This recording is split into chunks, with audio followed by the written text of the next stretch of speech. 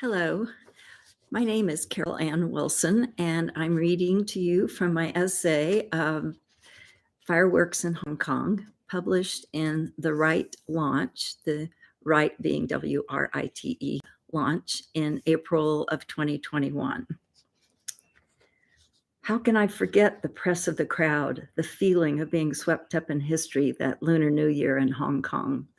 Throngs packed the walkway by the city's harbor, and we were snugly pressed in the midst of them. We'd stopped in Hong Kong for a few days on our way to Shanghai for research on a book I was writing. And those few days coincided not only with the Chinese New Year, but also Hong Kong's last New Year celebration under British rule. We stood in the crush of locals and foreigners, parents holding toddlers, teenagers in groups, shop owners and workers, all training our eyes to the dark sky above, aware that barges afloat in the harbor were the source of our anticipation. When the thunderous booms began, terrified children sought refuge under their parents' arms, only to peek and see the heavens fill with giant chrysanthemums of gold and pink fire. The blossoms soon morphed into luminous weeping willows as gravity pulled the sparks earthward. Our ooze blended with others in the spontaneous gasps. Green spears pierced the night. Crimson lights exploded into shards of blue and pale yellow. Scores of stars twinkled a visual nursery rhyme. Each spectacle reflected on the water, each more wondrous than the one before. This Lunar New Year celebration, February 7th, 1997, was a celebration unlike any I'd seen. For 156 years, Hong Kong had been a British colony. In only a few months, it would reunite with mainland China with the promise that it could keep its legal and economic system until 2047. That's 50 years, under the One China, Two Systems policy. We had dinner that evening at the Shang Palace, touted as one of Hong Kong's best restaurants. The brightly lit room featured walls embellished with beautiful silk hangings, partridges, pheasants, persimmons, painted in elegantly muted colors. Looking around, I noticed an exquisite glass bowl filled with, I surmised from the color, soy sauces and spice.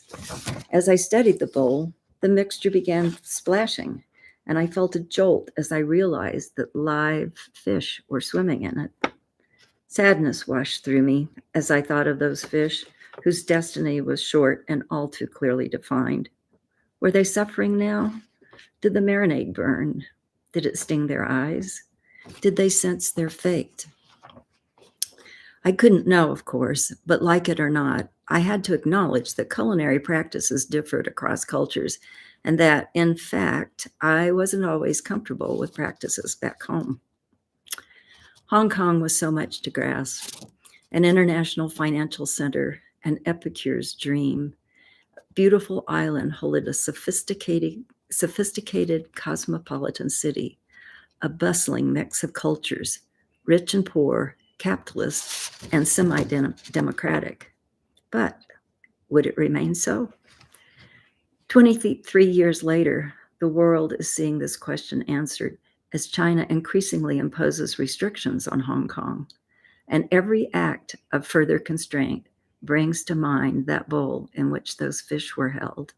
Encroaching restrictions have led to pro-democracy protests, citizens splashing their disapproval, their dissent, as best they can. Most recently, we watched as pro-democracy protests filled television and computer screens with smoke and gases, fireworks so distinct from those we saw 23 years ago. Were some of those protesters the toddlers and children with whom we oohed at the fireworks all those years ago? Those fireworks held such different meaning, dreams fitting for a new year, hopeful dreams. And now, what do these fireworks portend? My heart wants to remember the fiery chrysanthemums, the dancers, the fantastical dragon, and that part of me that was awakened and intrigued by a culture not my own. Yet the images of protesters clashing with local brutal authority continually turn my conflicting thoughts to that glass bowl. With the protesters, like those fish captured by events, only in this case, all too aware of the threat. Somehow, when I think of the protesters as the little ones who shared that magical New Year's celebration, the conflict becomes more personal, as if I were experiencing their angst, their desire to keep their freedom. And in some ways, I am. The differences I thought I saw between Hong Kong and my own country may not be so great after all.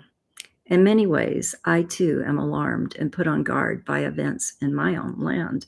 Real and metaphorical fireworks, tear gas, rubber bullets, clubs in reaction to protests for equality. Equality that was a founding principle, but hasn't found its way fully into many lives.